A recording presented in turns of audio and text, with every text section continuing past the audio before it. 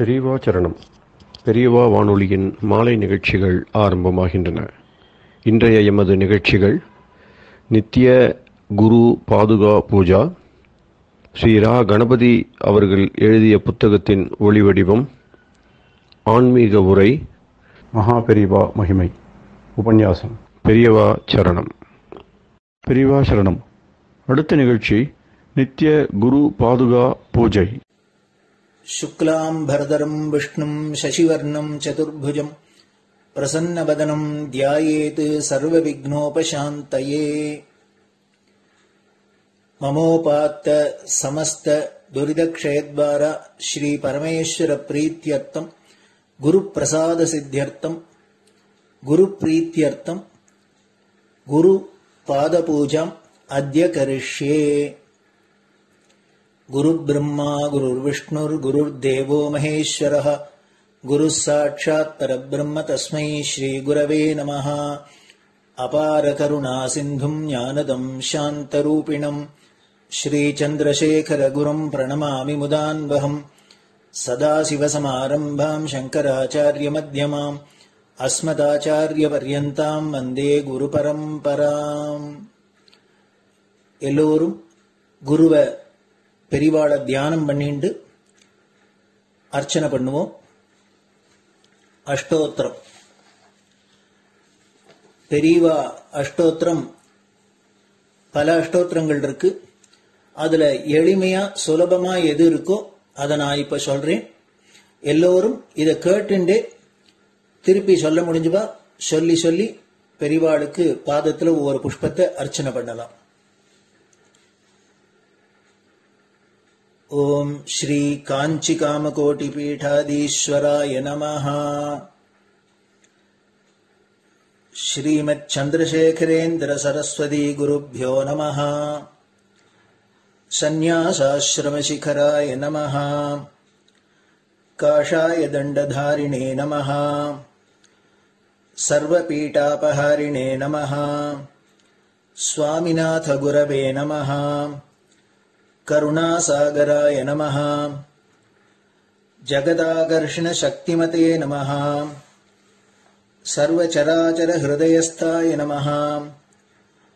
ओम भक्त परिपालक श्रेष्ठाय नमः। धर्म परिपालकाय नमः। श्री जयेन्द्र सरस्वत्याचार्याय नमः। श्री विजयेन्द्र सरस्वती पूजिताय नमः। शिवशक्ति स्वरूपाय नमः। भक्ताभीष्ट प्रदायकाय नमः। ब्रह्मण्य पोषकाय नमः। ब्रह्म विष्णु शिवैक्य स्वरूपाय नमः। कांची क्षेत्रवासाय नमः। कैलाश शिखरवासाय नमः। स्वधर्म परिपोषकाय नमः। चातुर्वर्ण संरक्षकाय नमः। लोकरक्षण संकल्पाय नमः। ओम ब्रह्मनिष्ठापराय नमः। सर्वपापहराय नमः। धर्मरक्षक संतुष्टाय नमः। भक्तार्पितधन स्वीकर्त्रे नमः। सर्वोपनिषत् सारज्ञाय नमः। सर्वशास्त्रगम्याय नमः। सर्वलोक पितामहाय नमः। भक्ताभीष्ट प्रदायकाय नमः। ब्रह्मण्य पोषकाय नमः। नानाविध पुष्पार्चितपदाय नमः। रुद्राक्ष क्रीडधारिणे नमः। भस्मोद्दोलित विग्रहाय नमः। सर्वज्ञाय नमः। सर्वचराचर व्यापकाय नमः। अनेक शिष्य परिपालकाय नमः। मनश्चाञ्चल्य निवर्तकाय नमः। अभयहस्ताय नमः। भयापहाय नमः। यज्ञपुरुषाय नमः। यज्ञानुष्ठान रुचिप्रदाय नमः। यज्ञसम्पन्नाय नमः। यज्ञसहायकाय नमः। यज्ञफलदाय नमः। यज्ञप्रियाय नमः। उपमानरहिताय नमः। स्फटिक तुलसी रुद्राक्ष हारधारिणे नमः। चातुर्वर्ण समदृष्टये नमः। ऋग्यजुस्साम अथर्वणादि चतुर्वेद संरक्षकाय नमः। தட்சிணாமூர்த்தி ஸ்வரூபாய நமஹ. ஜாக்ரத் ஸ்வப்ன சுஷுப்தி அவஸ்தாதீதாய நமஹ. கோட்டி சூரிய துல்லிய தேஜோமே ஷரீராய நமஹ. சாது சங்க சம்ரக்ஷகாய நமஹ. அஸ்வகஜ கோபூஜா நிர்வர்த்தகாய நமஹ. குருபாதுக பூஜா துரந்தராய நமஹ. கனகாபிஷிக்தாய நமஹ. ஸ்வர்ண பில்வதள பூஜிதாய நமஹ. சர்வஜீவ மோக்ஷதாய நமஹ. மூக வாக்தான நிபுணாய நமஹ. நேத்ர தீக்ஷாதானாய நமஹ. द्वादशलिंग स्थापकाय नमः. गान रसप्रियाय नमः. ब्रह्मज्ञानोपदेशकाय नमः. सकलकलासिद्धिताय नमः. चातुर्वण्यपूजिताय नमः. अनेकभाषा संभाषण कोविताय नमः. अष्टसिद्धिप्रदायकाय नमः. ओम श्री शारदामठ सुस्थिताय नमः. नित्यान्नदान सुप्रीताय नमः. प्रार्थना मात्र सुलभाय नमः. पादयात्रा प्रियाय नमः. नानाविध मतपंडिताय नमः. श्रुति स्मृति पुराणज्ञाय नमः. देव यक्ष किन्नर किंपुरुष पूज्याय नमः. श्रवणानंदकर कीर्तये नमः. दर्शनानंदाय नमः. अद्वैतानंद भरिताय नमः. अव्याच करुणामूर्तये नमः. शैव वैष्णवादि मान्याय नमः. श्री शंकराचार्याय नमः. दंड कमंडलूहस्ताय नमः. वीणा मृदंग सकलवाद्य नाथस्वरूपाय नमः. रामकथा रसिकाय नमः. वेद वेदांग आगमादि सकलकला सतस्प्रवर्तकाय नमः. हृदय गुहाशयाय नमः. शतरुद्रीय वर्णितस्वरूपाय नमः. केदारेश्वरनाथाय नमः. अविद्यानाशकाय नमः. निष्काम कर्मोपदेशकाय नमः.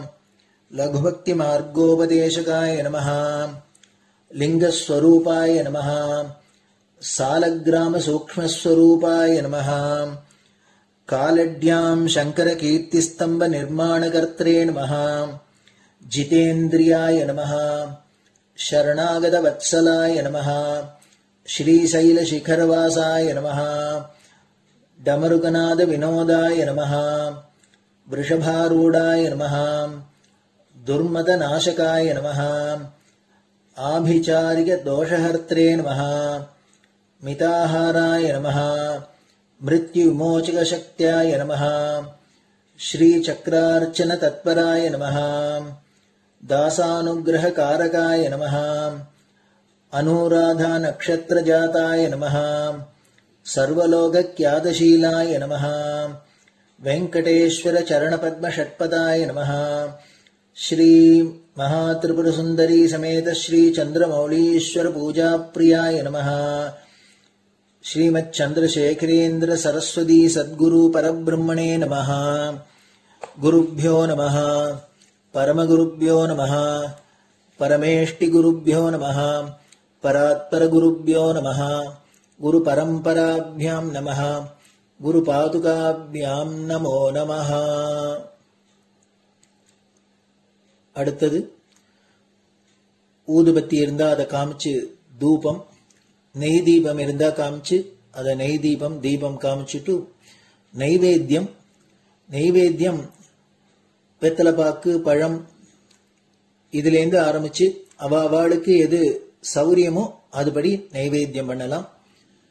அதுக்கு அடுத்தது கற்பூர ஹாரத்தி பண்ணி எல்லோரும் பிரதட்சிண நமஸ்காரம் பண்ணி பெரியவாள்கிட்ட பிரார்த்தனை பண்ணிண்டு எல்லோரும் க்ஷேமமா இருக்கணும், லோகம் பரம மங்களமா சௌக்கியமா இருக்கணும், எல்லோரும் வியாதி வெக்க இல்லாத ஆயுராரோக்கிய ஐஸ்வர்யத்தோட சாந்தம் அமைதியோட ஞான வைராக்கியத்தோட எல்லோரும் நல்லவர்களாயிருந்து நன்மையை அடையணும்னு பிரார்த்தனை பண்ணி இந்த பூஜையை தினம் செய்யலாம்.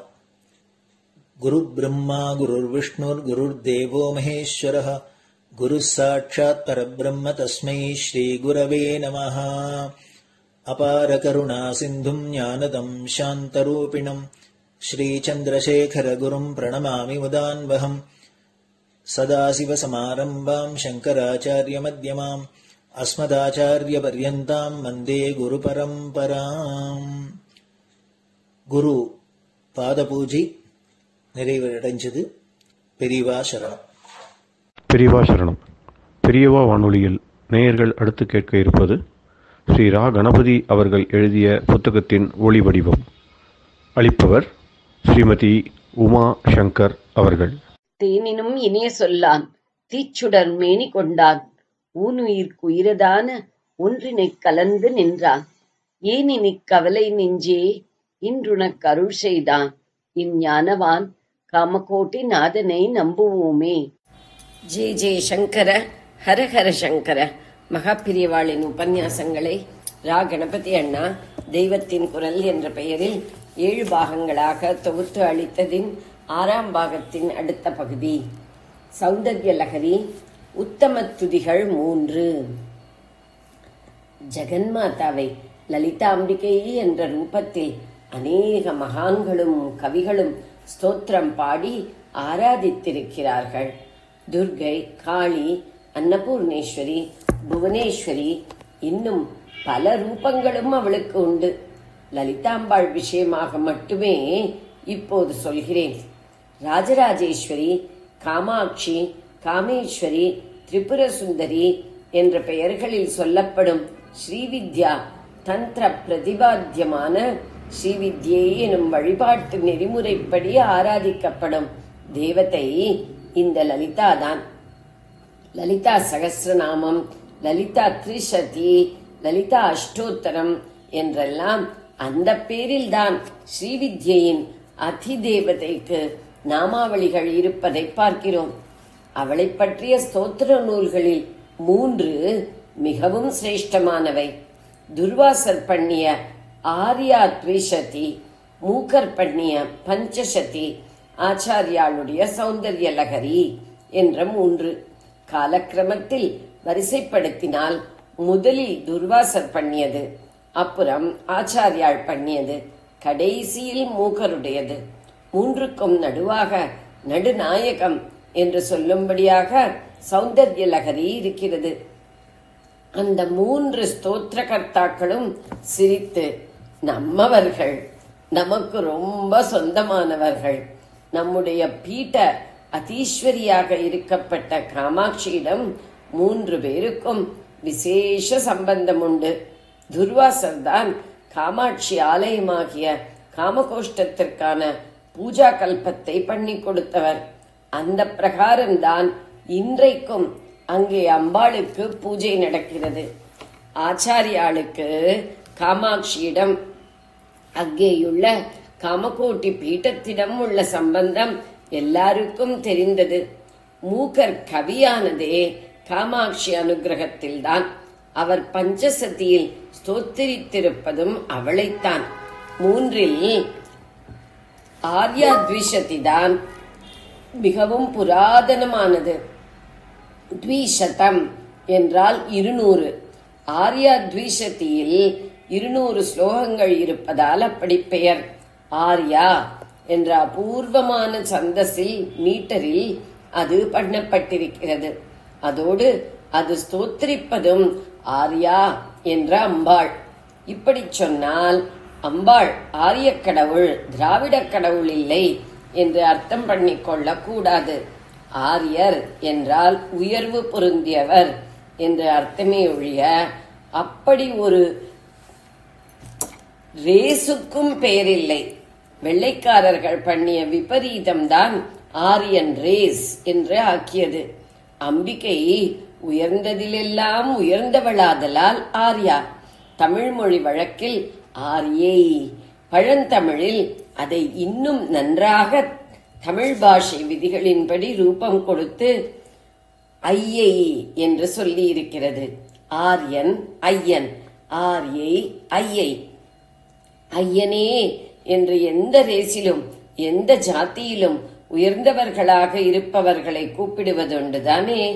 இருந்தாலும் பொதுவாக பிராமணர்கள் கல்வி கேள்விகளாலும் ஆச்சார சம்பத்தினாலும் குண சீலங்களாலும் மற்றவர்கள் உயர்வு தரும்படி இருந்ததால் சிரித்து அந்த நாளில் இருந்ததால் அவர்களை குறிப்பாக ஐயர் என்று சொல்வதாக ஆயிற்று. அப்போதும் கூட அது ஜாதி பேர்தானே ஒழிய ரேஸ் பேரில்லை என்பதை கவனிக்க வேண்டும். ஒரே ரேஸில்தான் 4 ஜாதிகளும், சரியாக சொன்னால் 4 வர்ணங்கள், 4 வர்ணங்களில் இருந்து உண்டானவையே நூற்றுக்கணக்கான ஜாதிகள். ஐயர், ஐயங்கார், மாத்வர் ஆகிய 3 வர்ணங்களும் ஒரே பிராமண வர்ணத்தில் உண்டானவை. நாட்டுக்கோட்டை செட்டியார், தேவாங்க செட்டியார், பேரி செட்டியார், ஆரிய வைஷ்யர்கள் என்ற அநேக ஜாதிகள் ஒரே வைஷ்ய வர்ணத்திலே இருக்கின்றன. கீதையிலும் தர்மசாஸ்திரங்களிலும் சாத்துர்வர்ணியம் என்ற 4 வர்ண ஏற்பாட்டை சொல்லி இருக்கும். எந்த இடத்திலுமே அதில் முதல் வர்ணம் அல்லது முதல் 2 அல்லது முதல் 3 வர்ணங்கள் ஒரு ரேஸ், அதாவது ஆரியன் ரேஸ் என்றும் 4வது வர்ணம் வேறே ரேஸ், திராவிடர் ரேஸ் என்றும் சொல்லி இருக்கவே இல்லை. ஆர்யா என்று அம்பாளின் பெயர், ஆர்யாம்பா என்றே ஆச்சாரியாளின் தாயாருக்கு பெயர். துர்வாசர் பண்ணிய 200 ஸ்லோக ஸ்தோத்திரம் ஆர்யா மீட்டரில் இருப்பதோடு ஆர்யா என்ற அம்பாளை குறித்ததாக இருப்பது. அதனால் இரு பொருள்பட ஆர்யா த்விஷதி என்று அதற்கு பெயர் இருக்கிறது. அதற்கே இன்னொரு பெயர் லலிதா ஸ்தவரத்னம் என்பது. ஸ்தவம் என்றாலும் ஸ்துதிதான். லலிதாம்பாளை பற்றிய ஸ்துதிகளுக்குள் ரத்னம் போல் இருப்பது லலிதா ஸ்தவரத்னம். பட்டாரிகா என்று அம்பிகையை சொல்வது வழக்கம். தமிழில் பட்டாரிகை என்று ஆகும். பட்டாரகர் என்றால் பூஜிக்கத்தக்கவர். அதற்கு பெண்பால் பட்டாரிகா, பட்டாரர், பட்டாரி என்றே சொன்னாலும் போதும்.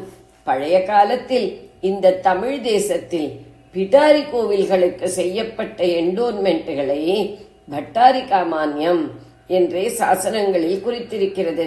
இதிலிருந்து பட்டாரிதான் பிடாரி ஆகியிருக்கிறது என்று தெரிகிறது. அம்பாள் பட்டாரிகா. அதனால் ஒரு தனி அர்த்தத்தில் அவளுடைய தலை சிறந்த 3 உபாசகர்களுக்கு பட்டாரகர் என்று பட்டம் கொடுத்திருக்கிறது. யார் யார் என்றால், 1 சாக்ஷாத் ஈஸ்வரனே, அவரை பரமசிவ பட்டாரகர் என்று சொல்லி இருக்கிறது. இன்னொருவர் மகாகவி காளிதாசர். உஜ்ஜயினி மகாகாளியின் அனுகிரகத்தாலேயே வாக் சித்தி, கவிதா சக்தி பெற்றவர். அம்பாள் ஸ்தோத்திரம் என்று எடுத்தவுடன் எல்லாரும் படிக்கும் சியாமளா தண்டகமும் நவரத்ன மாலாவும் பண்ணியவர். அவரை ஸ்ருங்கார பட்டாரகர் என்று சொல்லி இருக்கிறது. ஒரு பட்டாரகர் மனுஷ்யர்களில் கவியாக இருந்தவர். கனம், லகு என்று 2. கனமாயில்லாமல் லேசாக இருப்பது லகு. தெய்வம் கனம், மனுஷன் லகு. லகு பட்டாரகர் என்ற ஒருத்தர் பஞ்ச ஸ்தவி என்று அம்பாள் பேரில் செய்துள்ள 5 ஸ்தோத்திரங்கள் இருக்கின்றன.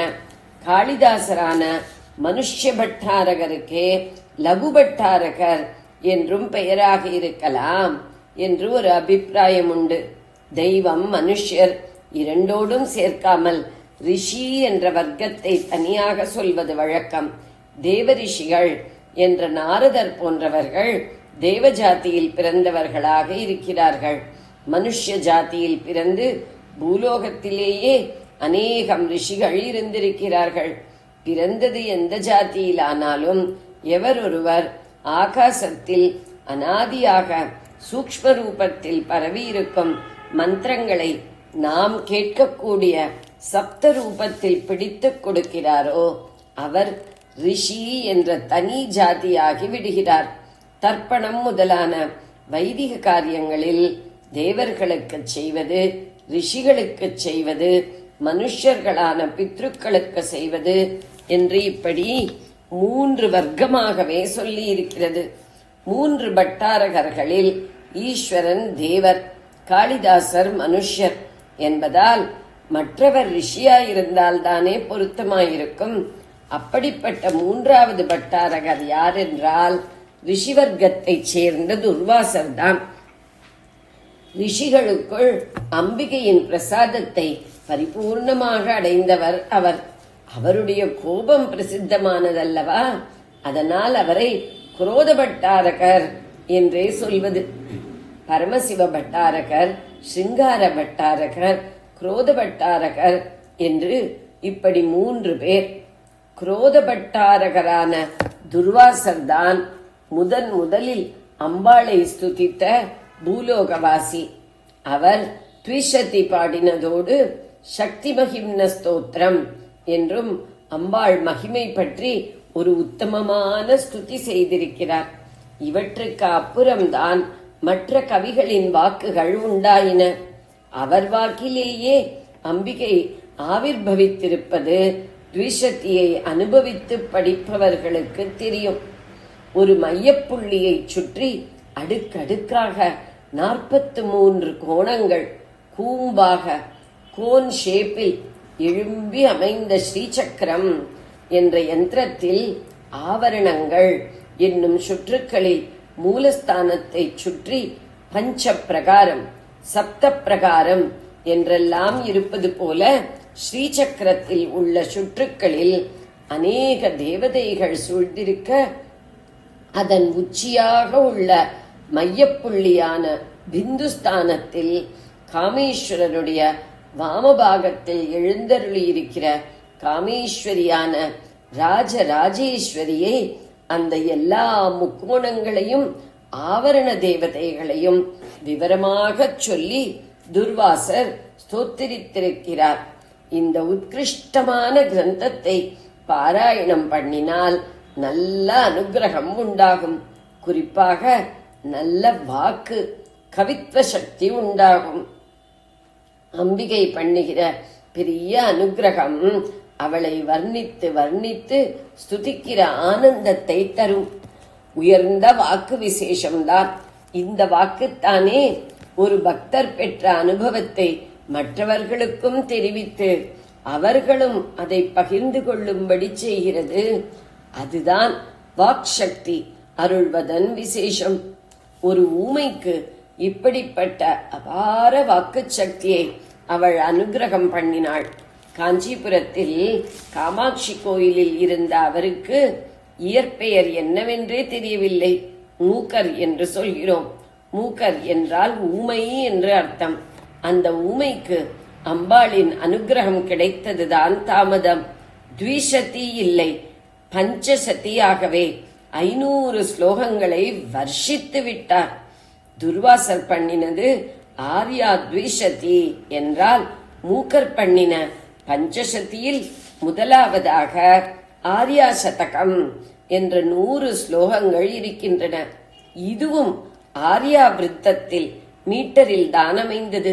அடுத்ததாக அவளுடைய திருவடிகளின் அழகை மட்டுமே 100 ஸ்லோகங்களில் சொல்கிறார் பாதாரவிந்த சதகம். மூன்றாவதாக அவளுடைய பலவித மகிமைகளை துதிக்கும் ஸ்துதி சதகம். அதற்கப்புறம் அம்பாளின் கட்டாட்ச வீக்ஷண்யத்தை பற்றி மாத்திரம் கட்டாட்ச சதகம் என்று 100 ஸ்லோகங்கள். கடைசியில் அவளுடைய மந்தஹாசத்தை பற்றியே மந்தஸ்மித சதகம் என்று 100. இப்படி பஞ்சசதியை மூக்கர் பண்ணி இருக்கிறார். ஆர்யா த்விஷதியும் மூக்க பஞ்சசதியும் ஒரு நல்ல சைத்ரிகன் அம்பிகையின் ஸ்வரூபத்தை எழுதி காட்டுகிற மாதிரி அவளை மனக்கண்ணுக்கு முன் தோன்றும்படி செய்கின்றன. கண்ணுக்கும் மனசுக்கும் எட்டாதவளை கிட்டத்தில் காட்டிக் கொடுக்கின்றன. ஜெய ஜெய சங்கர, ஹர ஹர சங்கர. பெரியவா சரணம். இந்நிகழ்ச்சியின் அடுத்த பகுதி நாளை மாலை இதே நேரத்தில் ஒளிபரப்பாகும். பெரியவா சரணம். பெரியவா சரணம். பெரியவா வானொலியில் நேயர்கள் அடுத்து கேட்க இருப்பது திரு கவிக்கண்ணன் அவர்களின் ஆன்மீக உரை. பெரியவா சரணம். ராம் ராம். ஸ்ரீ குருப்யோ நமஹ. ஜெய ஜெய சங்கர, ஹர ஹர சங்கர. பெரியவா வானொலி நேயர்கள் அனைவருக்கும், மகா பெரியவாவுடைய பக்தர்கள் அனைவருக்கும் அடியேன் கவிக்கண்ணனின் அன்பு கலந்த நல்வாழ்த்துக்கள். ராம் ராம். ஜெய ஜெய சங்கர ஹர ஹர சங்கர. ஸ்ரீ குருபியோ நம. பெரியவா கிட்ட ஒரு விண்ணப்பத்தோட கருணை மாமுகில் காஞ்ச மகான் பகுதியை இன்னைக்கே நம்ம ஆரம்பிக்க போறோம். என்ன விண்ணப்பம் பார்க்கலாமா? விளையாடினது போதுமையா, என் மனம் களைத்து உழன்றது அறியாயோ சுவாமி. விளையாடினது போதுமையா, என் மனம் களைத்து உழன்றது அறியாயோ சுவாமி. விளையாடினது போதுமையா, சடைக்காது பொய் வாழ்வின் சகதியில் உழலும். சடைக்காது பொய் வாழ்வில் சகதியில் உழலும் என்னை இளைப்பாற்றி மெய் வழி காட்டி இனிதே காத்திடு. சடைக்காது பொய் வாழ்வில் சகதியில் உழலும் என்னை இளைப்பாற்றி மெய் வழி காட்டி இனிதே காத்திடு. விளையாடினது போதுமையா, என் மனம் களைத்து உழன்றது அறியாயோ சுவாமி.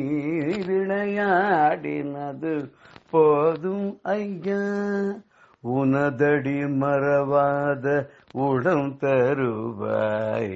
உந்தனை பாடிட வரமருள்வாய். உனதடி மறவாத உளம் தருவாய். உந்தனை பாடிட வரமருள்வாய். மனக்குரங்கை சற்றே அடக்கி வைப்பாய். என் மனக்குரங்கை சற்றே அடக்கி வைப்பாய். மாயையை விலக்கி மலக்கரம் காட்டி எனது கரம் உனை தொழ வைப்பாய். என்றும் உந்தனை துதிக்க வைப்பாய். எனது கரம் உனை தொழ வைப்பாய். என்றும் உந்தனை துதிக்க வைப்பாய். புனித காஞ்சியில் பொலிவுடனே விளங்கும். புனித காஞ்சியில் பொலிவுடனே விளங்கும் பெரியவ சந்திர சேகர சத்குரு. பெரியவா சந்திர சேகர சத்குரு. விளையாடினது போதுமையா, என் மனம் களைத்து உழன்றது அறியாயோ சுவாமி. விளையாடினது போதுமையா.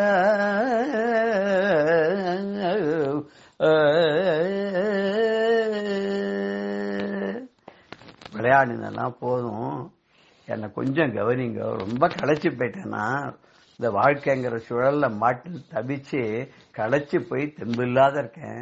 மனசுலயும் தெம்பில்ல, உடம்புலயும் தெம்பில்ல. சளைக்காத இந்த பொய்யான வாழ்வுங்கிற சகதியில உழன்று உழன்று உழன்று நான் என்ன பண்ணுன்னு தெரியாத முழிக்கிற என்ன கொஞ்சம் இளைப்பாற வச்சு ஒரு நல்ல வழியை காமிச்சு என்னை இனிதே காத்திடக்கூடாதா? அப்படி இது வரைக்கும் விளையாடினது போறாதா? இன்னும் என்ன விளையாட்டு? உன்னோட நான் ஒண்ணுமே கேட்கல. உன்னை மறவாத உள்ளம் எனக்கு வேணும். உன்னையே எப்பவும் பாடக்கூடிய வரம் வேண்டும். என் மனம்ங்கிற குரங்கு இருக்கு, எது அலைஞ்சுட்டே இருக்கு, ஒரு இடத்துல நிலையா இல்லாத. ஒரு சமயம் நல்லதை நினைக்கிறது, ஒரு சமயம் கெட்டதை நினைக்கிறது. மரத்துக்கு மரம் தாவற மாதிரி என் மனக்குரங்க தாவிண்டே இருக்கு. அதை கொஞ்சம் அடக்கி வச்சு என்னோட மாயையை விலக்கி உன்னோட மலர் கரங்களை எல்லாம் காட்டி என்னுடைய கரம் உன்னை தொழும்படியாகும். என்னைக்கும் நான் உன்னை துதிக்கும்படியாகவும் செய்யக்கூடாதா? இந்த புனிதமான காஞ்சியில காமகோட்டி பீட்டத்துல பொலிவோடு விளங்கக்கூடிய ஏ பெரியவா சந்திரசேகரந்தர் சரஸ்வதி சத்குரு சுவாமிகளே, நீர் விளையாடினது போறாதா? இன்னும் என்னோட இன்னும் இத்தனை நாளைக்கு எப்படி எல்லாம் விளையாட போறீர் அப்படின்னு கேட்கிற மாதிரி இந்த பாடல் அமைஞ்சிருக்கு. இந்த பெரியவாக்களை தன்னை வெளியில் காமிச்சிக்கிறது இல்ல. அவர்கிட்ட மகாசக்திகள் நிறைய இருக்குன்னு சொல்றதை விட மகாசக்திகளுடைய வடிவமே அவர் தான் அப்படின்னு சொல்லிதான் இது. சாதாரணமா நம்ம பார்க்கிற வாழ்க்கை ஒரு துறவி மாதிரி இருக்கும். சில பேர் அவரை ஒரு சன்னியாசி அப்படின்னு பாப்பா, சில பேர் அவர் மடாதிபதின்னு பாப்பா, சில பேர் மடத்தை எல்லாம் வேண்டாம் விட்டுட்டு ஒரு தனியா வெளியில வந்து விட்டார் அப்படின்னு பாப்பா. ஆனா அவர்கிட்ட போய் நம்ம கஷ்டங்கள் எல்லாம் சொல்லணுங்கிற அவசியமே இல்லை. ரொம்ப விவரிச்சு விளக்கமா அவர்கிட்ட சொன்னாதான் நம்ம கஷ்டம் புரியணும். இல்ல சுத்தி நடக்கிற விஷயங்களோ நாட்டு நடப்புகளோ எந்த ஒரு விளைவுகளுமோ யாராவது சொல்லிதான் அவருக்கு தெரியணுங்கிற அவசியம் இல்லை.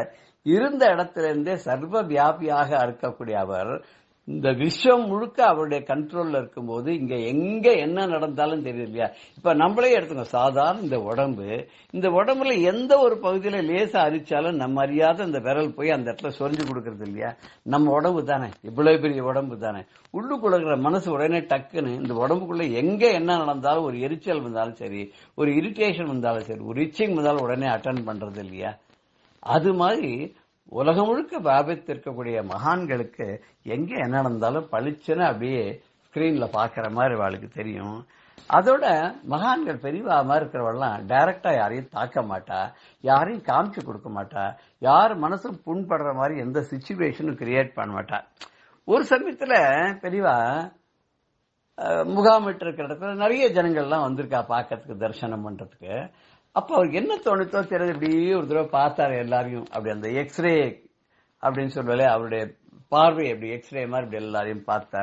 திடீர்னு பெரியவா பேச ஆரம்பிச்சா. அவ எப்ப மௌனமா இருப்பா, எப்ப பேசுவான்னு தெரியாது.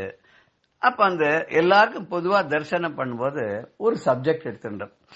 என்ன சப்ஜெக்ட் இருந்தா தெரியுமா, நம்ம நல்லபடியா வாழணும், நல்ல எண்ணத்தோட வாழணும், நல்ல செய்கைகள் எல்லாம் செய்யணும், நல்லதையே பேசணும், பிரத்யார் சொத்தெல்லாம் அபகரிக்க கூடாது, நம்ம மூதாதையர்கள்லாம் நமக்கு காட்டி சென்ற வழியில நம்ம செல்லணும், அவளுடைய ஆன்மா சாந்தி அடையணும்னா அவளுடைய நல்ல எண்ணங்களுக்கு விரோதமான வாழ்க்கையை நம்ம வாழக்கூடாது அப்படின்னு சொல்லிட்டு நிறைய மூதாதையர்கள்லாம் அவ என்ன பண்ணிருக்கான்னா நற்பணிகளுக்காக, எஸ்பெஷலி நகரத்தார் மாதிரி இருக்கிறவெல்லாம் நம்ம பார்த்தா சரி, அந்த காலத்துல பண்ணையார்கள்லாம் சரி, அவெல்லாம் சிவன் கோயிலுக்கு சொத்து எழுதி வச்சிருப்பா, பெருமாள் கோயிலுக்கு சொத்து எழுதி வச்சிருப்பா, அன்ன சத்திரம் கட்டி வச்சு அதுல வற்றாத வரவா போறவாளுக்கெல்லாம் யாத்திரைகளுக்கெல்லாம் சாப்பாடு போடுறதுக்காக சத்திரங்கள்லாம் கட்டி வச்சிருப்பா.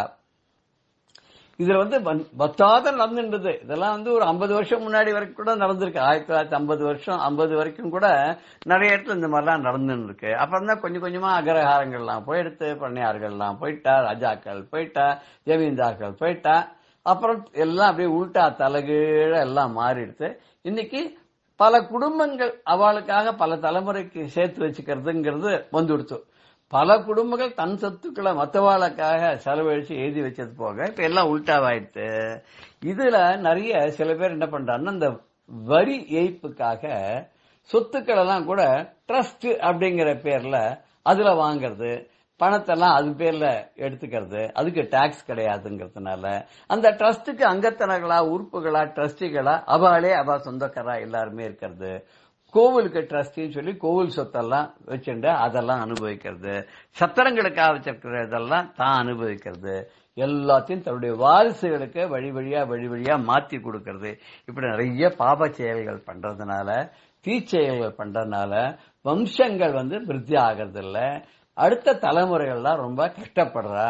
ஒண்ணு படிப்பு இல்லாத போயிடுறது, இல்ல வசதி இல்லாத போயிடுறது, இல்ல சாப்பாட்டுக்கே வழி இல்லாத போயிடுறது, இல்ல மூளை சரியில்லாத கோளாறா போயிடுறது.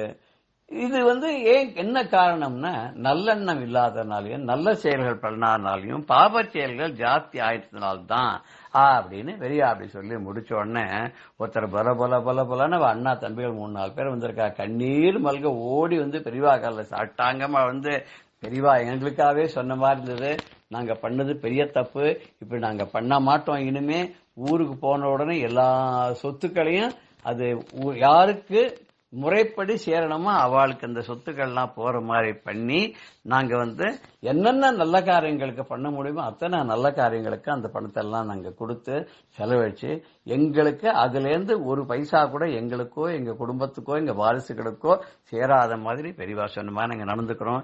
இது வரைக்கும் தெரியாம நாங்க எல்லாத்தையும் செஞ்சுட்டோம். நாங்க என்ன பண்றோம் அப்படின்னு தெரியாத நாங்க இத்தனை நாள் இந்த மாதிரி தப்பெல்லாம் நான் பண்ணிருக்கோம்.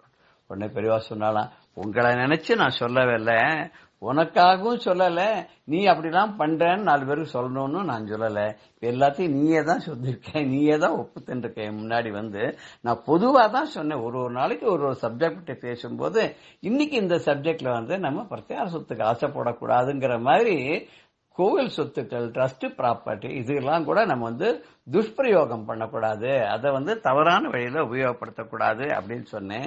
ஏன்னா குடும்பம் நன்னா இருக்கணும்னா, குலம் வழங்கணும்னா, நம்முடைய சந்ததியர்கள் எல்லாம் நன்னா இருக்கணும் அப்படின்னு சொன்னா நாம இந்த தவறான வழியிலிருந்து விலகி நம்ம நேர்மையா எல்லாபத்தே நிஜ கர்மோபாத்தம் வித்தம் தேன வினோதய சித்தம்னு ஆச்சாரியார் சொன்னபடி நம்ம நடந்துக்கணும் அப்படின்ற வலியுறுத்தத்துக்காக தான் நான் இதை சொன்னேனே தவிர யாரையும் குறிப்பிட்ட நான் சொல்லல அப்படின்னு சொல்லி எல்லாருக்கும் ஆசீர்வாதம் பண்ணி எல்லாரும் போஜனம் பண்ணிட்டு போங்கோ அப்படின்னு சொன்னாராம். இப்ப ஏற்பட்ட அந்த கருணாமூர்த்தி எப்படி ஒரு சிச்சுவேஷனுக்கு தகுந்த மாதிரி அங்க இருக்கிறவாளுக்கு பொருந்துற மாதிரி குல்லாக்காரர் குல்லா நிறைய கூட நிறைய கொண்டு வர்றார். எந்த குல்லா யாரு தலைக்கு சூட்டாருதோ அவர் பார்த்தா பண்ணின்னு வந்தார். அவர் ஏதோ 7ஆம் நம்பர் 8ஆம் நம்பர் 9ஆம் நம்பர் 10ஆம் நம்பர் பொதுவா ஒரு இந்த 5 கொண்டு வந்திருப்பார். பார்த்தா யாருக்கு எதை எடுத்தாலும் யார் தலைக்கு எது சூட்டாருதோ அது அவளுக்கு அது அவருடைய தப்பு இல்லையே. அது மாதிரி பெரியவா அப்பப்ப சொல்லுவா. சொல்லும் போது நம்ம தலைக்கு சூட் ஆச்சுன்னா கிரீடமா நம்ம ஏத்துண்டு நம்மள கரெக்ட் பண்ணிக்கணும் இல்லையா. ஜெய ஜெய சங்கர ஹர ஹர சங்கர ஸ்ரீ குருப்யோ நமஹ. ராம் ராம். பெரியவா சரணம். இந்நிகழ்ச்சியின் அடுத்த பகுதி நாளை மாலை இதே நேரத்தில் ஒளிபரப்பாகும். பெரியவா சரணம். பெரியவா சரணம். அடுத்த நிகழ்ச்சி மகா பெரியவா மகிமை உபன்யாசம். வழங்குபவர் பிரம்மஸ்ரீ கணேச சர்மா அவர்கள். அபார கருணா சிந்தும் ஞானதம் சாந்தரூபிணம் ஸ்ரீ சந்திரசேகர குரும் பிரணமாமி முதான்வகம். பெரியவா சதாராலேந்து யாத்திரையை தொடர்ந்து தூல் தேவ்ங்கிற இடத்துக்கு வந்தா. அந்த தூல் தேவ் அப்படின்னாலே பரமேஸ்வரனோட, அதாவது பஸ்வம் அப்படிங்கிறோம், தூளனம் அப்படிங்கிறோம், தூளனம் அப்படின்லாம் சொல்றோம். அதோட தேவன் யாரு? உடம்பு முழுக்கலும் சாம்பல பூஷின்னு இருக்கிறவன் பரமேஸ்வரன். அந்த பரமேஸ்வரன் கோவில் உள்ளிடம். அதனால அந்த ஊருக்கு பேரே தூல் தேவ் அப்படின்னு இருக்கு. அந்த தூல் தேவ்ல இருக்கிறதே அதுக்கு முன்னால தோக்கே மொடைங்கிற இடத்துல தான் பெரியவா அந்த ஊர் ஜனங்கள்லாம் ஆசைப்பட ஆலமரம் தன் கையால நட்டா. அது பின்னால இப்போ வளர்ந்து பெருசா இருக்குன்னு சொன்னோம். அந்த தூல் தேவில இருக்கிறது அந்த ஊர்ல இருக்கிற அந்த கிராமத்து ஜனங்கள்லாம் என்ன பண்ணினா பெரியவாள்கிட்ட ஒரு டான்ஸ் ஆடி காமிச்சா. அதாவது ஃபோக் டான்ஸ் அப்படின்பா, அந்த கிராமிய நடனம். அந்த கிராமிய நடனத்துக்கு அவளுக்கு பிரசிடென்ட் அவார்டு கிடைச்சது. அந்த பிரசிடென்ட் அவார்டு கிடைச்சது சந்தோஷம். பெரியவாள்கிட்ட சொன்னா அந்த டான்ஸை பெரியவா ஆடி பார்க்கணும் அப்படின்னா பெரியவா அவ டான்ஸ் ஆடுறத பார்த்தா.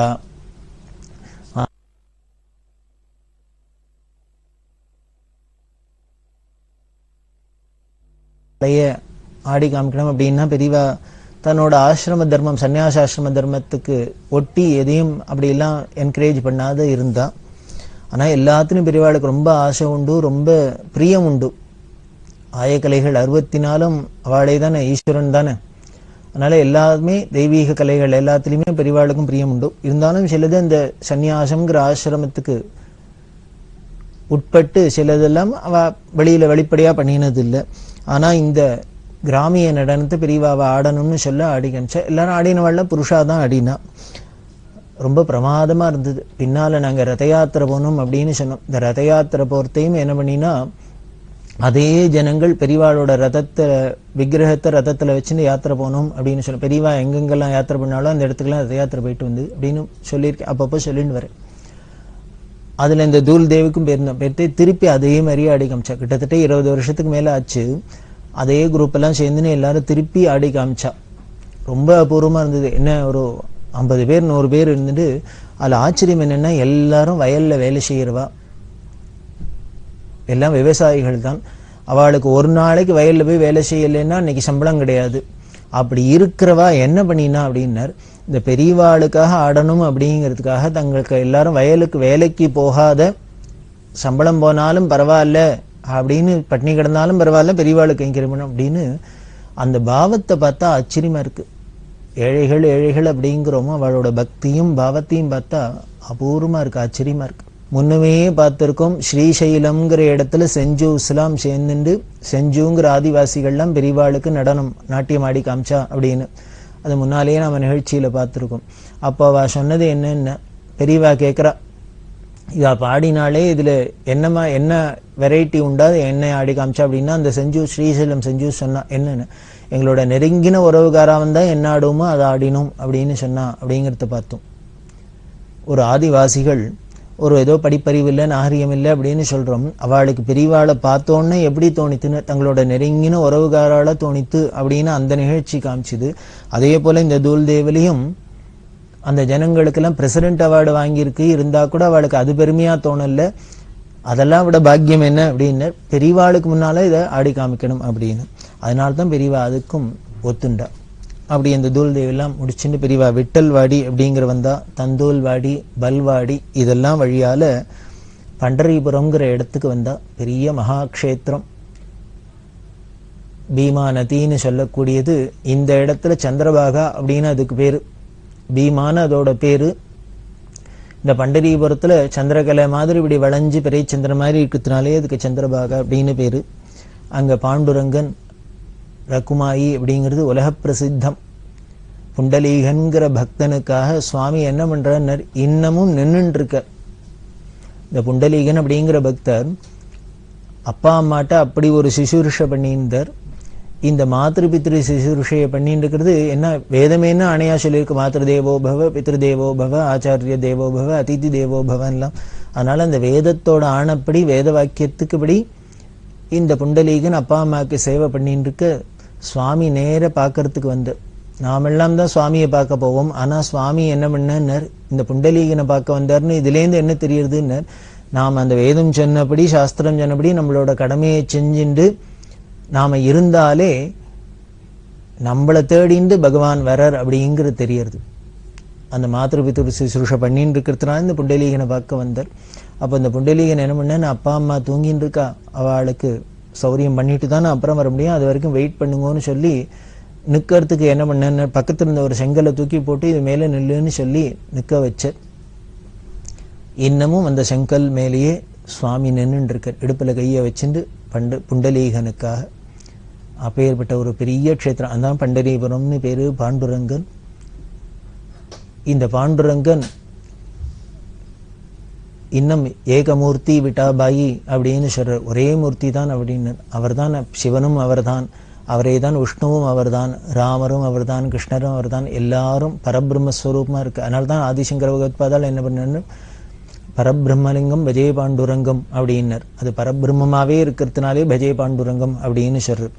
அது எல்லாருக்கும் பொதுவான மூர்த்தியா அங்க இருக்கார். அவர் பார்த்தோன்னா சரீரெல்லாம் பார்த்தா கிருஷ்ணரா இருப்பார், இடுப்புல கையை வச்சுட்டு.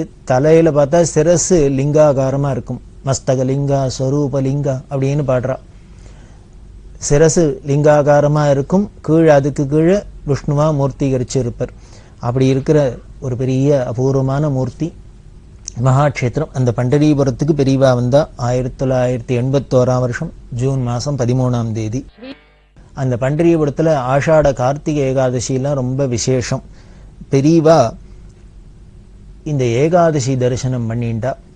ஏகாதசி தரிசனம் பண்ணி என்ன பண்ணா, பெரியவா எங்க தங்கியிருந்தா அப்படின்னா, புதுப்பிரிவா ஜெயேந்திர சரஸ்வதி சுவாமிகள் அங்க திரியம்பகேஸ்வரர் அப்படின்னு ஒரு சிவன் கோவில் இருக்கு. பண்டரிபுரம்னா பாண்டுரங்கன் கோவில், பாண்டுரங்கன் கோவில் ரொம்ப பிரசித்தமா இருக்கு.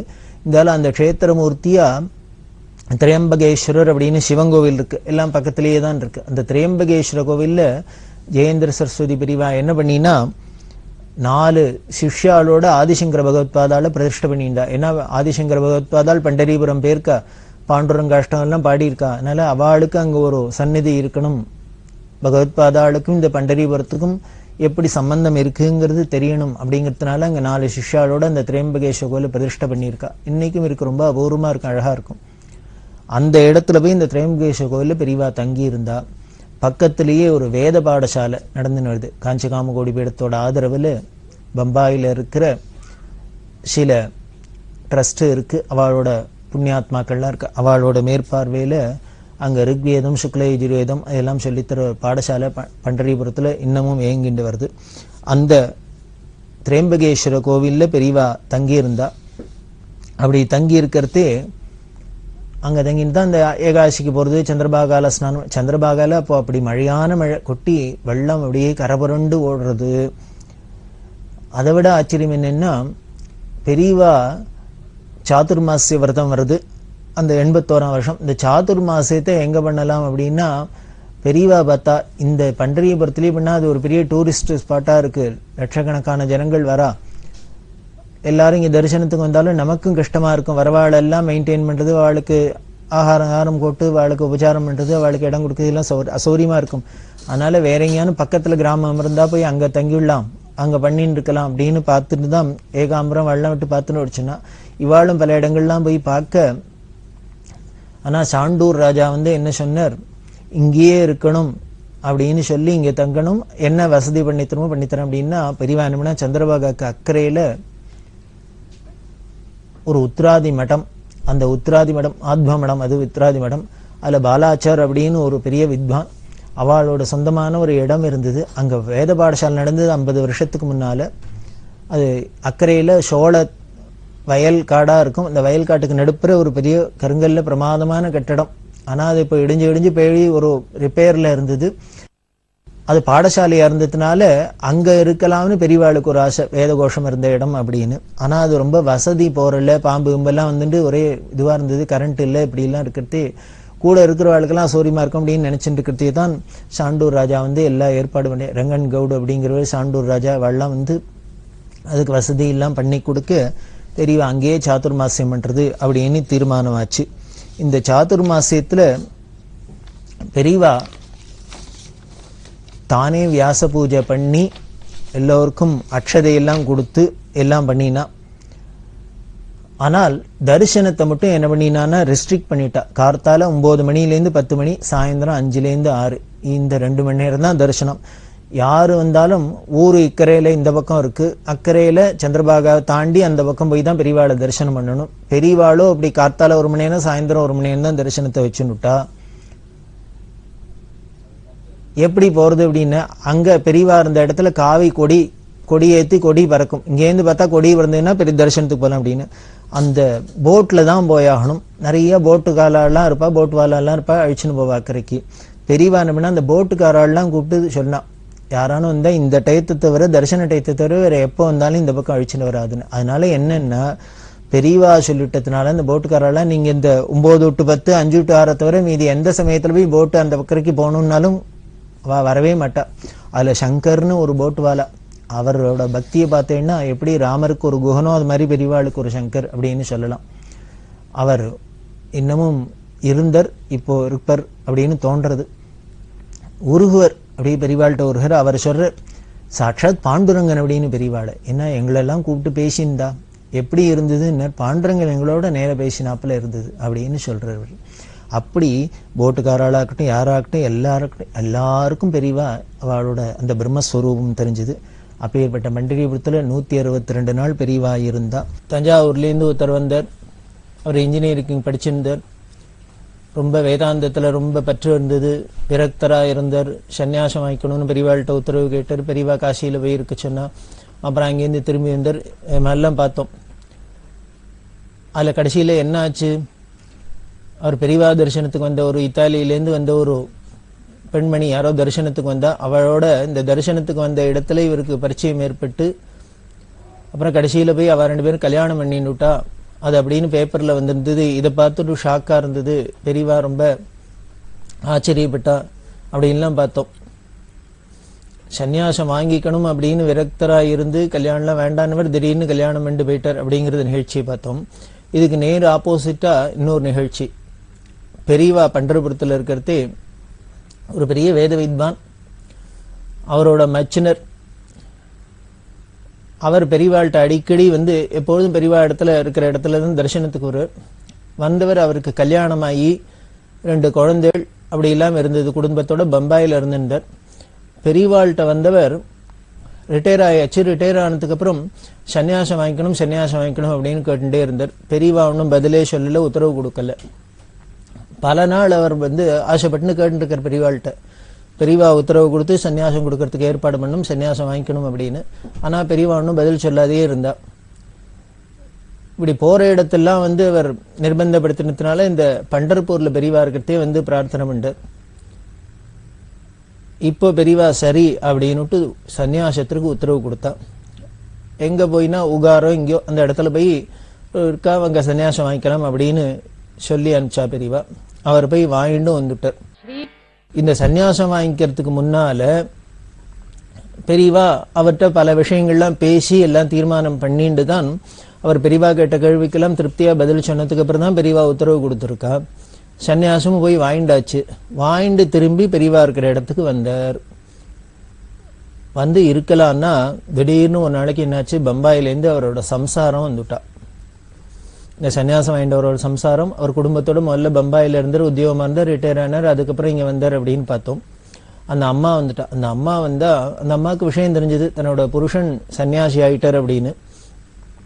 அது தெரிஞ்சோன்னா அந்த அம்மா ஷாக்கில் இங்க பெரியவாள்கிட்ட ஒரே சண்டை கத்தரா. முதல்ல தன்னோட அந்த முன்னால புருஷனா இருந்தவர் இப்ப சன்னியாசி இருக்கிற அந்த சுவாமிகிட்ட போய் சண்டை போடுறா. எப்படி நீங்க சன்னியாசம் வாங்கிக்கலாம்? சம்சாரம் நான் இருக்கேன், பெரிய குழந்தைகள்லாம் இருக்கு, அதுவும் 2 பொன் குழந்தைகள். இந்த பொன் குழந்தைகளுக்கு யாரு கல்யாணம் பண்ணி வைப்பா? நான் ஒரு ஸ்திரீ மட்டும் தனியா இருந்து நீங்க சன்னியாசியா போயிட்டேன்னா யாரானும் நம்ம பொண்ணை கல்யாணம் பண்ணிக்கிறதுக்கு தான் இந்த குடும்பத்திலேயானு வருவாளா? இது பலவிதமான பிரச்சனைகள்லாம் எழுப்பும். அதனால நாங்க சாப்பாட்டுக்கு என்ன பண்றது அது இதுன்னு சொல்லிட்டு அவரோட சண்டை போடுறா. கூட பெரியவாள்கிட்ட கைங்கரியம் பார்த்து இந்த வாழ்க்கெல்லாம் ஒரு ஆச்சரியமா இருந்தது. என்னடா இது திடீர்னு இப்படி ஒரு சன்னியாசம் வாங்கிட்டு வந்தவருக்கு இப்படி ஒரு சோதனை அப்படின்னு. கூட இருக்கிறவாள்லாம் அந்த அம்மாட்ட ஏதோ சொல்லி பார்த்தா, சமாதானம் படுத்தி பார்த்தா. பெரியவா உத்தரவு பண்ணி தான் அவர் சன்னியாசம் வாங்கிட்டு இருக்கார், அதனால கவலைப்படாதீங்கோ அது இதுன்னு ஏதோ சொன்னா அந்த அம்மா கேட்கல, சண்டைக்கு போடுறா. இதை பார்த்துட்டா பெரியவாளுக்கு ஆச்சரியமா இருந்தது. பெரியவாளுக்கு கொஞ்சம் கோபமே வந்துடுத்து இந்த சன்னியாசம் வாங்கிட்டவர் மேல. ஏன்னா சாஸ்திரம் சொல்றது இப்படி சன்னியாசம் வாங்கிக்கணும் அப்படின்னா மனைவி இருந்தா முதல்ல சம்சாரம் உத்தரவு கொடுக்கணும். அப்படி மனைவி இல்ல கல்யாணம் ஆகாதவாளா இருந்தாக்க தாயார்கிட்ட உத்தரவு வாங்கிக்கணும். இந்த தாயாரோ இல்ல சம்சாரமோ உத்தரவு கொடுத்தாதான் சன்னியாசம் வாங்கிக்கலாம்.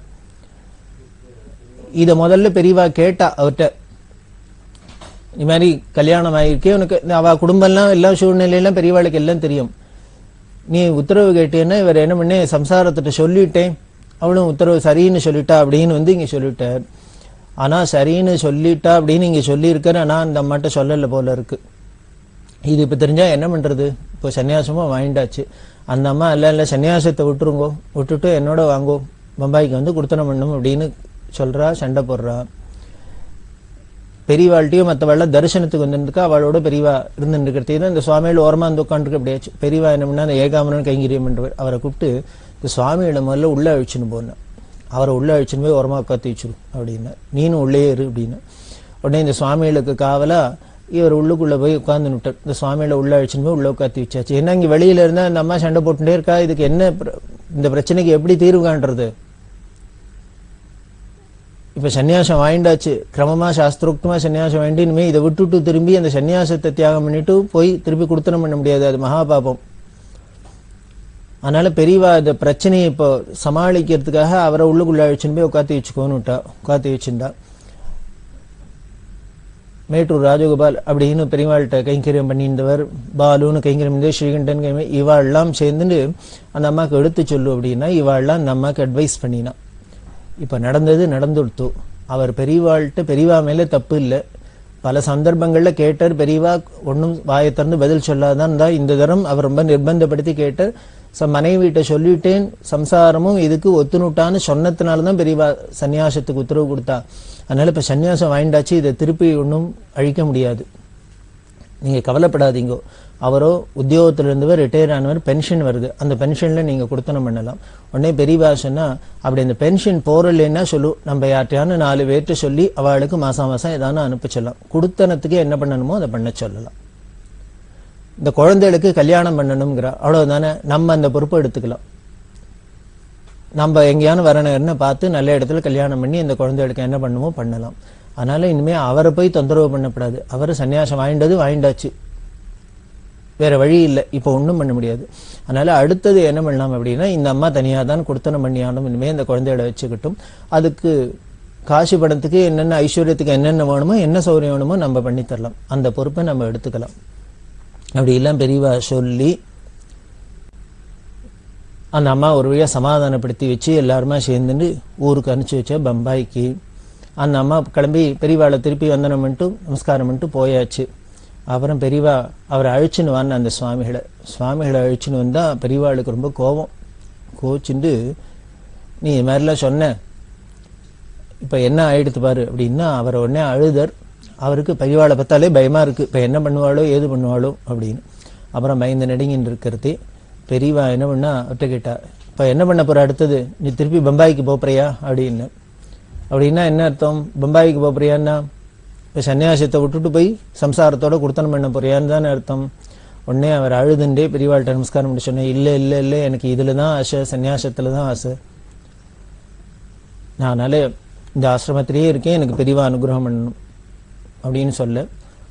அப்புறம் ஏகாம்பரம் அவள்கிட்டலாம் சொல்லி ஏற்பாடு பண்ணி இவரை காசியில கொண்டு போய் இருக்க சொல்லு அப்படின்னு. காசியில மடம் இருக்கு, சங்கர மடம் இருக்கு, இந்த சங்கர மடத்துல போய் இருக்க முடியுமா அங்க சொல்லி, கூட ஒரு பையன் விவேக்னு ஒரு பையன், அந்த பையனையும் பாதுகாப்பு காமிச்சு. ஏன்னா பெரியவா ரொம்பவே கேர்ஃபுல்லா தான் எல்லாத்தையும் ஹேண்டில் பண்ணுவா. எதுக்கு அந்த சுவாமியில தனியா அனுப்பப்படாது அப்படின்னா, பொண்ணு சுவாமியில தனியாவும் போக முடியாது, அவ காசு பணத்தை தொட்டு டிக்கெட் வாங்கிட்டு எல்லாம் பண்ணவும் முடியாது வேணும். ரெண்டாவது இவர் ரொம்ப மனசு கலங்கி இருக்கார். அந்த அம்மாவை அவளை சண்டை போட்டிருக்கா, திருப்பி இங்க பம்பாயை பார்க்க போயிட்டா என்ன பண்றது அப்படிங்கிறதுனால கூட ஒரு பாதுகாவலுக்கு ஒத்தனையும் நினைச்சு நேர காசியில கொண்டு போய் வச்சா. அதுக்கப்புறம் அவர் பல நாள் காசியிலேயே இருந்து அவர் அங்க காலமும் ஆயிட்டார், சித்தி ஆயிட்டார். அந்த சன்னியாசி கதை அப்படி போச்சு. அப்புறம் பெரியவா அந்த அம்மாவுக்கு சமாதானம் ஜனத்தோட இல்ல, நிஜமாவே இந்த குடும்ப பொறுப்பு முழுக்களும் பெரியவா வகிச்சு அந்த 2 குழந்தைகளுக்கும் வரும் பார்த்து கல்யாணம் பண்ணி வச்சு இப்படி பல விஷயங்கள் பெரியவா பண்ணியிருக்கா. இல்லை வேடிக்கை பாருங்க, நாமெல்லாம் ஏதோ பக்தா அப்படின்னுட்டு பெரியவாள்கிட்ட போய் ஏதோ அதை பண்றோம் இதை பண்றோம் அப்படின்ட்டு அவள்கிட்ட பக்தி பண்றோம்னு நினைச்சுன்னு இது வேணும் அது வேணும்லாம் கேட்டு ஏதோ அடைஞ்சிடுறோம். அவளும் அனுகிரகம் பண்ணிடுறா. அனுகிரகம் பண்ணினா கூட பெரியவாளுக்கே திருப்பி இவ்வளவு சிரமங்கள்லாம் வருது. ஒருத்தரானா சன்னியாசம் வாங்கிக்கிறேன்னு வந்துட்டு பெரியவா உத்தரவு பண்ணி அதனாலதான் பெரியவா ஏதோ டிலே பண்ணியிருக்கா போல இருக்கு. சத்தம் போடாத சொல்லாத கொள்ளாத போய் கல்யாணம் பண்ணிவிட்டாருன்னு நியூஸ் பேப்பர் வருது. இங்க என்னடானா ஒருத்தர் சன்னியாசத்துக்கு வாங்கிக்கிறதுக்கு நான் எல்லாம் உத்தரவெல்லாம் வாங்கிட்டு வந்துட்டேன் வீட்டுல அப்படின்னு சொல்லிட்டு வந்து சன்னியாசம் வாங்கிட்டு நின்னாக்க அந்த அம்மா வந்து கத்துறா. இது இப்படி பல விதங்களையும் சமாளிக்க வேண்டியிருக்கு. பல பிரச்சனைகள் பெரியவாளுக்கு. முன்னமே சொன்னோம், பெரியவாள்கிட்ட ஸ்ரீகண்டன் கைங்கரியம் பண்றவா அவர் அழுத்துண்டார் அப்படின்னு. இப்போ திருப்பி திருப்பி என்ன பெரியவாளுக்கு ஒண்ணு போனா ஒண்ணு வருது, ஒண்ணு போனா ஒண்ணு வருது. பெரியவாளுக்கு ஏதானும் வந்துட்டே தான் இருக்கு பிரச்சனை. அவளை நிம்மதியா உத்தரவு இருக்க விடுறது இல்லை. அவ பாட்டுக்கு ஏகாந்தமா தியானம் பண்ணிட்டு ஏதோனும் ஆத்ம விசாரம் பண்ணிட்டு இருக்கக்கூடாதோ நிஷ்டையில, அதுக்கு விடாத யாரானு வரவாளால நம்மளால இவ்வளவு சிரமங்கள் தான் நடக்கிறது அப்படின்னு அவர் அழுத்துண்டார் அப்படின்னு சொன்னோம். அது எவ்வளவு வாஸ்தவம் அப்படின்னு சொல்லி இது மாதிரிலாம் வந்துடுத்துனா பிரச்சனை என்ன பண்ண முடியும்? இப்படி வரவாழ்கிட்டெல்லாம் ஒவ்வொருத்தையும் ஒரு பிரச்சனை. அதான் நம்மளோட பிரச்சனையை தீர்த்துக்கிறதுக்காக பெரியவாழ்கிட்ட போறோம் அப்படின்னா நம்ம பிரச்சனையை பெரியவா தீர்த்து வச்சுடுறா. ஆனா என்ன ஆயிடுது, பெரியவாளுக்கு பிரச்சனை வந்துடுறது. பாட்டுக்கு ஏகாந்தமா இருக்க விடவில்லை. இதுதான் ஈஸ்வர லீலைங்கிறது. திரோதானகரீஸ்வரி அப்படின்னு அம்பாள் என்ன பண்றான்னு மாயத்தரையை போட்டு இப்படி இல்லாம உலகத்துல ஆட்டி படைச்சுட்டே இருக்கா. இந்த மாய வலைக்குள்ள மாட்டின்னு இந்த மாயத்தரையில மாட்டின்னு எல்லாருமே உழல்றாப்புலதான் இருக்கு. பெரியவாதான் ஈஸ்வரன் கேளு, அவளுக்கே இதெல்லாம் உழணும் அப்படின்னார். பெரியவா ஈஸ்வரன் தான், அவளே சாட்சாத் காமாட்சி ஸ்வரூபம் தான். இருந்தா கூட ஒரு மனுஷ சரீரத்தை தாங்கின்னு வந்துட்டாலும் இல்லையோ, ஒரு ராமாவதாரத்துல பாருங்கோ, கிருஷ்ணாவதாரத்துல பாருங்கோ, இப்படி எந்த அவதாரத்துல பாருங்கோ, அவதார புருஷர்களா இருந்தா கூட அவ ஈஸ்வரன் நாம இன்னைக்கு கோவில் கட்டி என்னெல்லாமோ கொண்டாடினா கூட அவளோட பர்சனல் லைஃப்ல பார்த்தேன்னா, அவளோட சரித்திரத்துல பார்த்தேன்னா பல பிரச்சனைகளை அவ சந்திக்க முடியுமா ஆயிருக்கு. அதுக்கு பல விதத்துல கஷ்டப்படுறாப்பெல்லாம் ஆயிருக்கு. இதுல இருந்து என்ன தெரியுதுன்னு, ஈஸ்வரனா இருந்தா கூட ஒரு மனுஷ சரீரத்துக்குள்ள வந்தா ஏதோ ஒரு சிரமங்களுக்கு ஆளாக வேண்டியிருக்கு அப்படின்னு தெரியுது. அப்படின்னா மனுஷாளா இருந்தா நமக்கு இருக்காதா? அதனால இதை கண்டு நாம பயப்படப்படாது, பின்வாங்கப்படாது. அதை எப்படி மீண்டு வர்றதுன்னு தான் பார்க்கணும். இப்படி பல நிகழ்ச்சிகள் தொடர்ந்து பார்க்கலாம். பெரியவா சரணம். இந்த நிகழ்ச்சியின் அடுத்த பகுதி எதிர்வரும் திங்கட்கிழமை அன்று இதே நேரத்தில் ஒளிபரப்பாகும். பெரியவா சரணம். பெரியவா சரணம். அடுத்த நிகழ்ச்சி திருவாசக இன்னிசை. வழங்குபவர் ஸ்ரீ சத்குருநாத தேசிகர் அவர்கள். பெரியவா சரணம். திருச்சிற்றம்பலம். அனுபோக சுத்தி. ஈசனே என் எம்மானே எந்தை பெருமான் என் பிறவி நாசனே நான் யாதும் ஒன்று அல்லா பொல்லா நாயான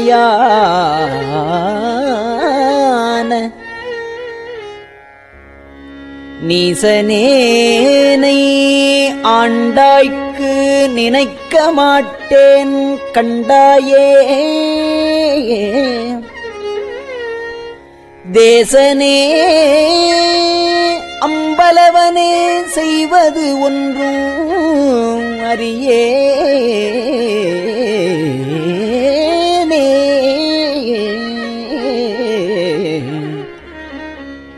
செய்வதறியாச் சிறுநாயேன்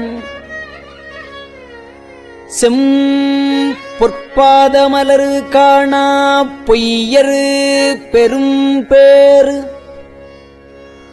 அத்தனையும் பெறுதற்கு உரியேன் பொய்யிலா மெய்யரு வெறியார் மலர்பாதம் மேவக் கண்டும் கேட்டிருந்தும்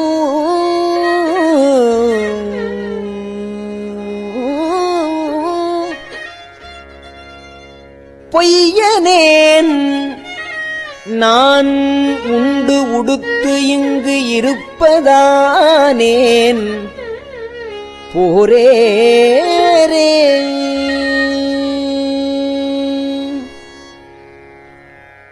போரேரே நின் பொன்னகர்வாய் போரேரே நின் பொன்னகர்வாய் நீ போந்து அருளி இருள் நீக்கி வாரேறு இளமென் முலையாளோடு உடன் வந்து அருள அருள் பெற்ற சீரேரடியார் நின் பாதம் சேரக் கண்டும் கண் கெட்ட ஊரேராய் இங்கு உழல்வேனோ கொடியே உயிர்தான்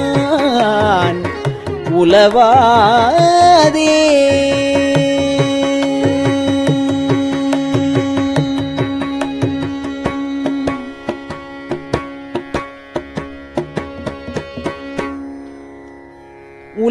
உலவாக்காலம் தவம் எய்தி உறுப்பும் வெறுத்து இங்கு உனைக் காண்பான் பலமா முனிவர் நனிவாடப் பாவியேனைப் பணிகுண்டாய்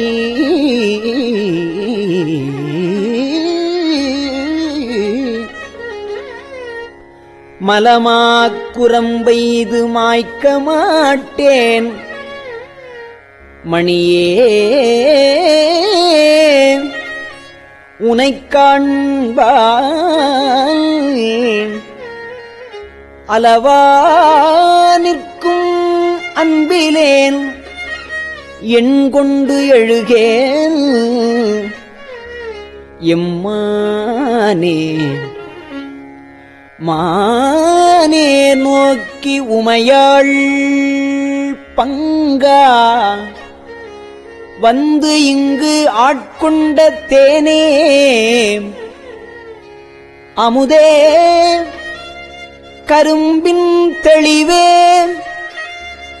சிவனே தென் தில்லைக்கோனே உந்தன் திருக்குறிப்பு கூடுவார் நின் கழல் கூட ஊனார் புழுக்கூடு இது காத்து இங்கு இருப்பதானே உடையானே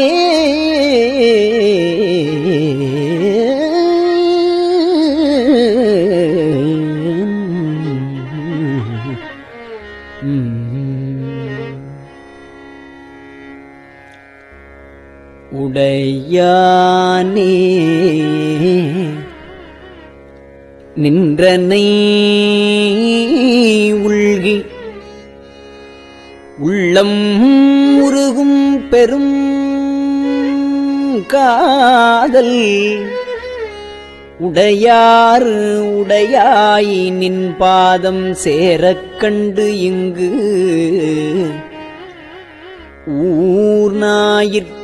ஊர்நாயிற்கடையானேன் நெஞ்சுருகாதேன் கல்லாமனத்தேன் கசியாதேன்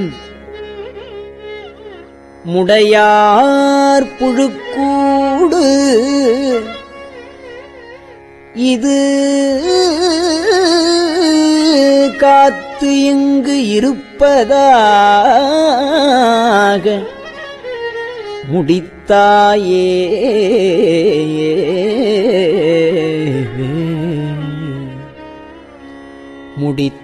முடித்தவாறும் என்றனக்கே தக்கதே முன் அடியாரை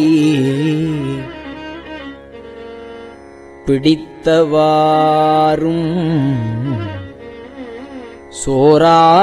சோராமற்றோரனேன் இங்கு ஒருத்தி வாய் துடித்தவாறும்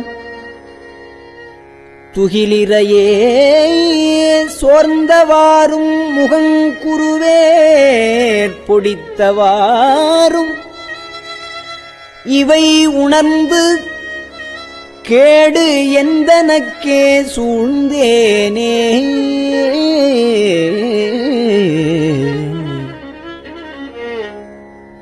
தேனை பாலை கண்ணலின் தெளிவை ஒளியை தெளிந்தார்தம் ஊனை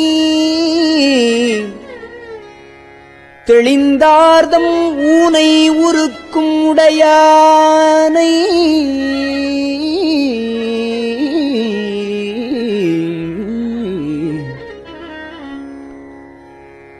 உம்பரானை வம்பனேன் நான் நின்னடியேன் நீ என்னை ஆண்டாய் என்றால்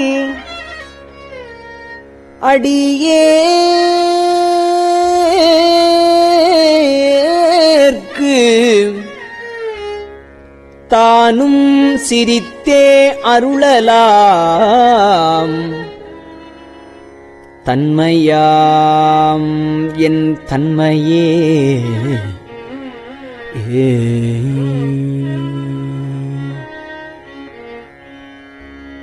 தன்மை பிறரால் அறியாத தலைவா பொல்லா நாயான புன்மையேனை ஆண்டையா புன்மையேனை ஆண்டையா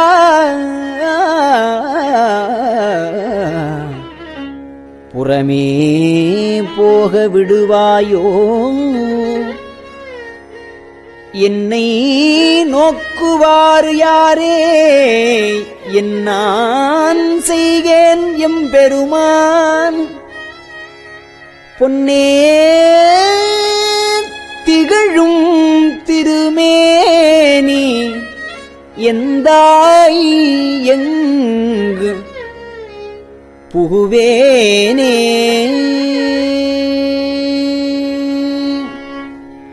புகுவேன் எனதே நின் பாதம் போற்றும் அடியார் உள் நின்று நகுவேன் பண்டு தோள் நோக்கி நாணமில்லா நாயினேன் நெகும் அன்பில்லை நினை காண நீ ஆண்டருள அடியேனும் தகுவனே என் தன்மையே எந்தாய் அந்தோ தரியேனே நெகும் அன்பில்லை நினை காண நீ ஆண்டருள அடியேனும் தகுவனே என் தன்மையே எந்தாய் அந்தோ தரியேனே எந்தாய் அந்தோ தரியேனே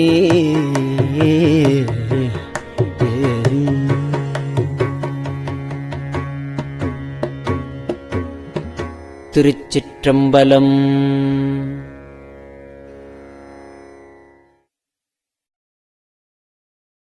பெரியவா சரணம். இந்நிகழ்ச்சியின் அடுத்த பகுதி நாளை மாலை இதே நேரத்தில் ஒளிபரப்பாகும். பெரியவா சரணம். பெரியவா சரணம். பெரியவா வானொலியின் இன்றைய நிகழ்ச்சிகளின் நிறைவாக திருப்பொன்னூசல் வழங்குபவர் சத்குருநாத தேசிகர் அவர்கள். பெரியவா சரணம். திருச்சிற்றம்பலம். திருப்பொன்னூசல். நஞ்சமர் கண்டத்தன் அண்டத்தவர் நாதன்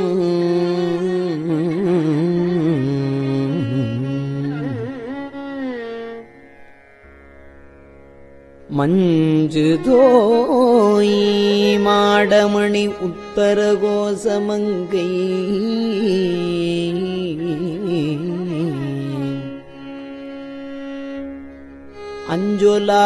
அஞ்சொலாள் தன்னொடும் கூடி அடியவர்கள் நெஞ்சுளே நின்று அமுதம் ஊறி கருணை செய்து துஞ்சல் பிறப்பறுப்பான் தூய புகழ் பாடி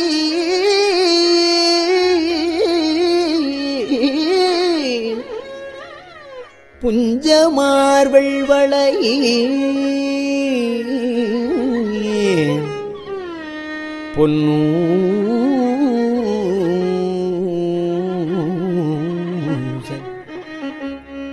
பொன்னூசல் ஆடாமோ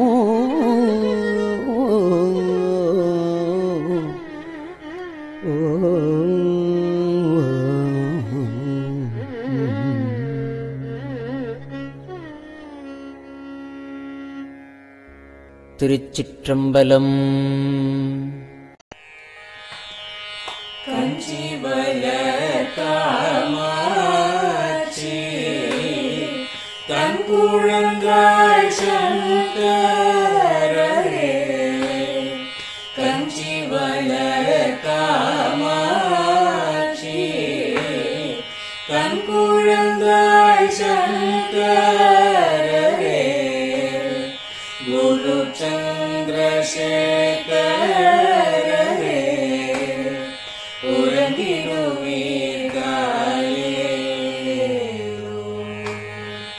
உறங்கிடுவீர்களேலோ.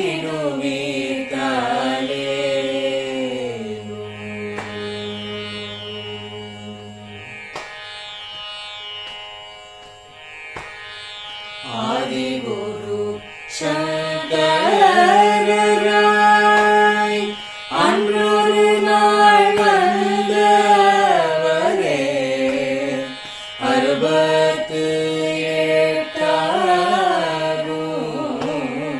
பீட்டபதி காலேரோ ஏழுலகும் பூப்பவரே காப்பவரே கடப்பவரே எல்லோர்க்கும் அருள்பவரே உலகிடுவீத்தாரே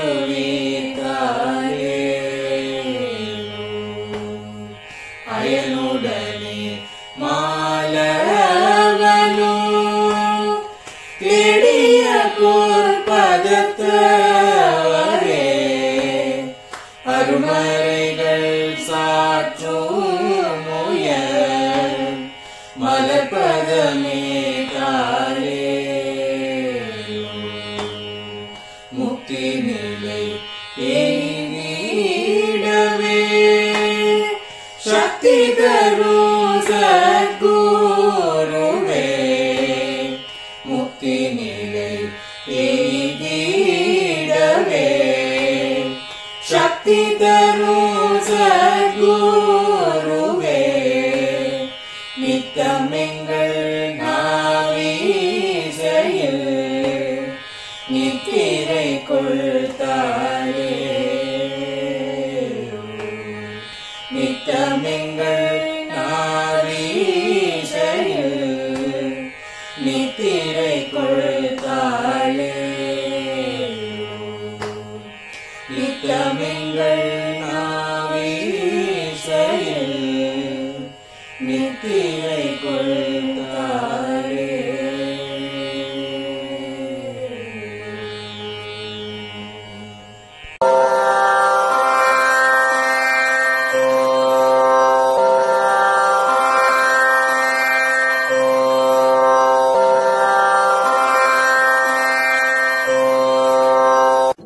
பெரியவா சரணம்.